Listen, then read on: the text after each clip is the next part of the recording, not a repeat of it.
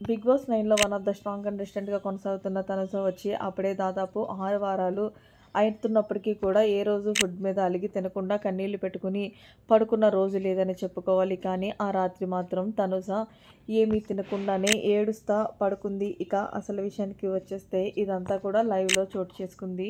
Ritu, demon Pawan, Kalyan అలాగే తనుజ వీళ్ళు నలుగురు గార్డెన్ ఏరియాలో కూర్చుని మాట్లాడుకుంటున్నారు.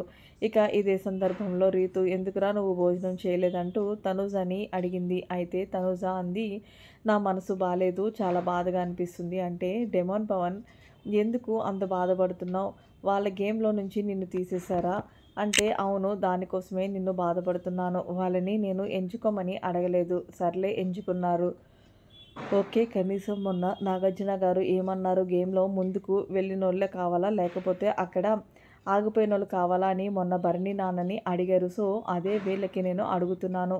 నేనంత బాగా గేమ్ ఆడుతున్నప్పటికీ కూడా చివరిగా నన్ను ఉంచిందంటే ఎంత బావుండేది. ప్రతిసారి అలాగే ఔట్ అవుతుందబ్బా! లాస్ట్ వరకు కష్టపడటం, లాస్ట్‌లో ఎవరొక చేతుల్లో బిగ్ బాస్ కెప్టెన్సీ టాస్క్ పెట్టడం, వాళ్ళు నన్ను తీసేయడం, ప్రతి వారం కూడా ఇదే జరుగుతుంది. నాకు చాలా బాధ అనిపిస్తుంది అంటూ చాలా ఎమోషనల్ అవుతుంది తనుజ. మరి మీ అభిప్రాయం ఏంటో తనుజ కెప్టెన్ అవ్వకపోవడంలో మీరేమనుకుంటున్నారనేది కామెంట్ సెక్షన్‌లో తెలియజేయండి. మరిన్ని లేటెస్ట్ అప్డేట్స్ కోసం మన ఛానల్ సబ్స్క్రైబ్ చేసుకోండి. Thanks for watching. By by. Have a nice day.